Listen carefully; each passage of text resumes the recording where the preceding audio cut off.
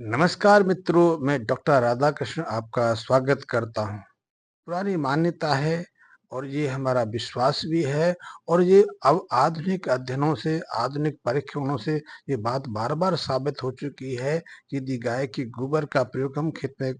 करते हैं, तो निश्चित रूप से हमारे खेत की उर्वरा शक्ति बढ़ती है। लेकिन गोबर के तुलना में यदि गाय के गोबर से तैयार खाद का प्रयोग किया जाए, तो उस खाद की जो क्षमता है, खाद की जो प्रभावशीलता है, गोबर की तुलना में 5 गुना बढ़ जाती है। यानी कि गाय के गोबर की तुलना में गाय के गोबर से तैयार खाद में उसकी पोषकता 5 गुना बढ़ जाती है। उसमें खनिज तत्वों की मात्रा, उसकी जो उपजाऊपन की जो गुणवत्ता है वो 5 गुना बढ़ जाती है। और फिर हम यदि बात करें गोबर से तैयार उस सत्व की, उस घन सत्व की, जो हम अपने खेत में प्रयोग करें तो उसकी प्रभावशीलता गोबर की खाद की तुलना में 5 गुना बढ़ जाती है। अर्थात यदि हम अपने खेतों में गोबर घनसत्व का प्रयोग करें, गोबर से पूरी तरह खाद का प्रयोग करें तो उसकी गुणवत्ता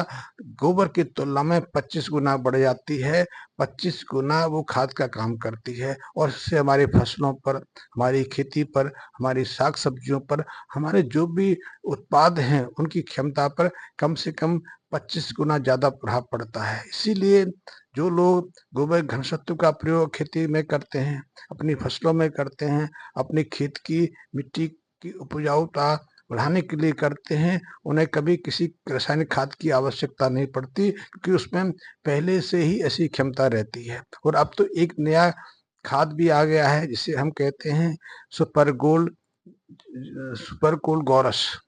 इस गोरस में तो गोबर का जो घनसत्व है, उसमें जो मिट्टी में कुछ जीवांश रहते हैं, मिट्टी में जो जीवाणु रहते हैं, मिट्टी में कुछ ऐसे रसायन रहते हैं, उनको मिलाया गया है और सुपर गोल्ड गौरस की प्रभावशीलता तो गोबर सत्व गुण से भी 5 गुना बढ़ गई है। अर्थात यदि गोबर की तुलना में हम सुपर गोल्ड गौरस की बात करें, तो उसमें गोबर की तुलना में 125 गुना ज़्यादा ताकत रहती है, उसकी प्रभावशीलता 125 गुना बढ़ जाती है। सामान्यतः हम जानते हैं और ये अध्ययनों से बार-बार साबित हो चुका है, यदि गाय का गोबर शुद्ध है, तो उस गाय के शुद्ध गोबर के 1 ग्राम की मात्रा में करीब 3 से 5 करोड़ के आस-पास जीवाणु रहते हैं। ये जीवाणु बेहद महत्वपूर्ण हैं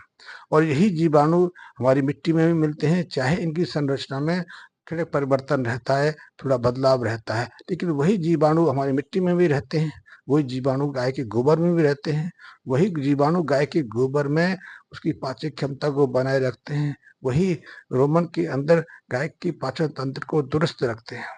लेकिन अब परिस्थितियाँ थोड़ी बदल गई हैं। बदलने के कारण गोबर के अंदर जो क्षमता होती थी, उसमें थोड़ी गिरावट आई है और यही प्रभाव हम अपनी मिट्टी पे भी देखने में आए हैं। जब से हमने रासायनिक खाद का प्रयोग किया है या फिर हमने कीट-पतंगों को मारने के लिए नाना प्रकार के कीटनाशकों का प्रयोग अपने खेतों में किया है, अपने घरों में भी किया है, तो उसका सीधा प्रभाव मिट्टी में जो जो जीवांश रहते हैं, जो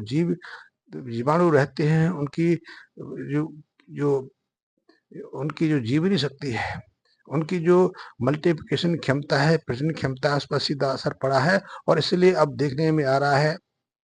कि हमारे देश के अधिकांश हिस्सों में ऐसे जीवाणुओं की संख्या बहुत तेज़ी से गिरी है। कई क्षेत्र तो ऐसे हैं जहाँ मिट्टी के जीवाणु की संख्या 1 करोड़ से भी कम आ गई है और ये एक खतरनाक संकेत है।